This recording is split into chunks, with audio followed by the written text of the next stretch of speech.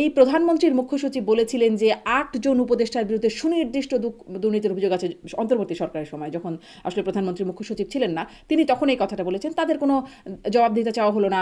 কুমিল্লা জেলা পরিষদের প্রশাসক বললেন হাসনাত আর আসিফ মাহমুদ তারা নাকি 25 কোটি টাকা নিয়েছেন, তাদের কোনো জবাব না, দিতে চাওয়া ওইটার হলো না। ব্যাখ্যা ওইটার ব্যাখ্যা ওনারা দিয়েছেন। ওনারা বলেছেন তারা বরাদ্দ নিয়েছেন তাদের এলাকার জন্য, নিজেরা নেননি। কিন্তু বরাদ্দ নেন আর যাই নেন, বরাদ্দের ব্যাপারে যে বৈষম্য হয়েছে সেটা তো পরিষ্কার।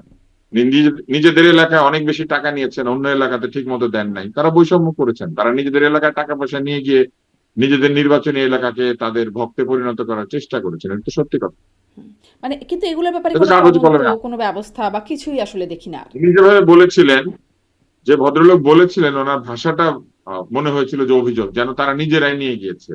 কিন্তু নিজেরাই নিয়েছে ব্যাপারটা তা নয়, তারা এটা নিয়েছে তাদের এলাকার জন্য অতিরিক্ত বরাদ্দ নিয়েছে, জোর করে নিয়েছে বা প্রভাব খাটিয়ে নিয়েছে বা নির্দেশ দিয়ে আদেশ দিয়ে অনুরোধ করে, যেভাবেই হোক। ওই সময় তো তারা অনেক ক্ষমতাধর ছিল, তো সেসব কারণে তারা নিজেদের এলাকার জন্য টাকা পয়সা নিয়ে গিয়েছে। তো সেটা যদি নিয়েও থাকে, সেটা প্রভাব বিস্তার করে নিয়েছে।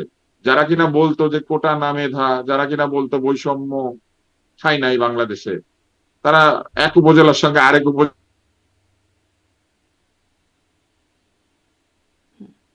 তো আপনার কি মনে হচ্ছে, মানে তখন অন্তর্বর্তী সরকারের সময়েই পদত্যাগ করা উপদেষ্টা নাহিদ ইসলামের মুখে আর কি প্রথম আসলো সেফ এক্সিট সরকারের উপদেষ্টাতে দেওয়া হচ্ছে, আপনার কি মনে হচ্ছে এই সরকার আসলে তাদেরকে সেফ এক্সিট দিচ্ছে?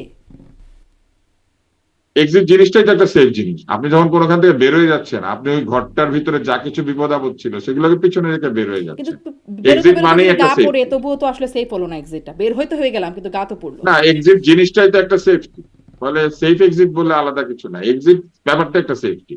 ওনারা যে এক্সিট নিতে পেরেছেন, এটাই তো একটা সেফটির না মধ্যে চলে ধরেন, গিয়েছেন। ধরেন তারপরে আওয়ামী লীগ এখন এক্সিট নিয়ে চলে গেছে, হ্যাঁ তাদের একটা এক্সিট হয়ে গেছে, কিন্তু তাদের সেফটি না, হ্যাঁ যেখানে গিয়েছেন ওইখানে তো তারা মবের শিকার হন নাই। ধরেন মবের শিকার তো হয়েছে বাংলাদেশের হুম, লোকজন, সাধারণ শিক্ষক, হুম, তাই না, নারী, শিশু, হুম, বৃদ্ধ, কিন্তু তাদের ধরেন জমি জমা তাই না, ব্যবসা তারা প্রতিষ্ঠান মবের ইত্যাদি শিকার ইত্যাদি হয়েছেন। বেদখল হয়ে যাচ্ছে। আওয়ামী লীগ যারা চালিয়েছেন, আওয়ামী লীগের হয়ে যারা এই চুরি দুর্নীতি করেছেন, কেউ মবের শিকার হয়েছেন?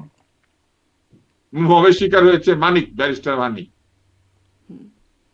যারা থেকে গিয়েছে তারা মবের শিকার হয়েছে, যারা পালিয়ে গেছে তারা সেফ এক্সিট না, এটা এক্সিট না সেফটি। কিন্তু তাদের অনেকের বাসা বাড়িতেও আবার পুড়িয়ে দেওয়া হয়েছে, বাড়ি ঘর, তা তো হয়েছে। তাদের তো কিছু হয় নাই, বাসাবাড়ি পুড়িয়ে দেওয়া হয়েছে, অবশ্যই সেটা অন্যায়, এগুলা সবই আমরা প্রতিবাদ করেছি। কিন্তু প্রতিবাদ করার জন্য তারা নিজেরা তো একজন এখানে থাকেন নাই। আমরা তো ওনাদের সুবিধাভোগী ছিলাম না, আমাদের টাকা পয়সাই তো চুরি করেছেন। নিশ্চয়ই। কিন্তু যে চুরি করেছে আমরা তারও মানবিক অধিকারের পক্ষে কথা জি, বলেছি। ওই যোগ্যতা ওনাদের নাই, ওনারা কোনোদিন আমাদের জন্য কথা বলবে না। জি। আপনি আমি লিখে আসলে রাখেন, আমি কোনোদিন আসলে বলবো না। সেফ এক্সিটটা নিয়ে কথা বলছিলাম যে মানে ইনারা কি আসলে সেরকম একদমই সেফ এক্সিট পেয়ে যাচ্ছেন, মানে অন্তর্বর্তী সরকারের উপদেষ্টা যারা এই সরকারের কাছ থেকে সেফ এক্সিট পেয়ে যাচ্ছেন কিনা? সেটা আমরা বলতে পারি না। 111-এর সময় যারা অন্যায় করেছিল তারা আওয়ামী লীগের কাছ থেকে এক্সিট পেয়েছেন? হুম, হুম, পেয়েছেই তো। আওয়ামী লীগ সমস্ত কুকাজের উদাহরণ তৈরি করে দিয়ে গিয়েছে, সমস্ত কুকর্মের উদাহরণ তৈরি করেছে। সেটা কি এখন ফলো আপনি হচ্ছে? যেটাই খুঁজেন আপনি দেখবেন আওয়ামী লীগের ডিকশনারিতে আওয়ামী লীগ এটা করে রেখেছে। এই জন্য আওয়ামী লীগের শত্রুদের জন্য রাজনীতি করা খুব সোজা, কারণ সকল কুকীর্তি আওয়ামী লীগের কেউ না কেউ করেছে। তো তাদেরকে কপি পেস্ট করলেই হয়ে যায়। হ্যাঁ, কপি পেস্ট করলে এক সেরকম, একজনকে আপনি তো ধরবেন, ফলো সেরকমটা কি করবেন, একটা করে কুকাজ করতে তো পারবেন। সেরকমটাই কি হচ্ছে এখনো, মানে সেটাই কি ফলো করা হচ্ছে যে সেফ এক্সিট দেওয়ার একটা? সবচেয়ে ভয়ঙ্কর কুকাজ করেছে আওয়ামী লীগ, মুক্তিযুদ্ধকে বিতর্কিত করেছে বসে বসে। এটাকে নিজেদের সম্পত্তি বানিয়ে মুক্তিযুদ্ধটাকে ধ্বংস করার চেষ্টা করেছে। বাংলাদেশে যদি কেউ মুক্তিযুদ্ধের বেশি ক্ষতি করে থাকে একটা দল অবশ্যই আওয়ামী লীগ নিজে। কারণ জি। আম মানে এই প্রশ্নটা করছিলাম যে এই এই উপদেষ্টারাও কি সেফ এক্সিট পেয়ে যাচ্ছেন কিনা? যেটি নাহিদ ইসলাম বলেছেন, মানে এটা তাদের আমরা বলতে পারি না এখনো, ও সেফ এক্সিট পেয়েছেন না কি পেয়েছেন এটা আমরা জানি না। বলতে পারি না, মানে সেফ। এখনো তো বলার টাইমটা আসে নাই। এই আস্তে আস্তে আবিষ্কার হবে, আবিষ্কার হতে হতে বের হবে কার কে সেফ এক্সিট পেয়েছেন কে পান নাই। আচ্ছা।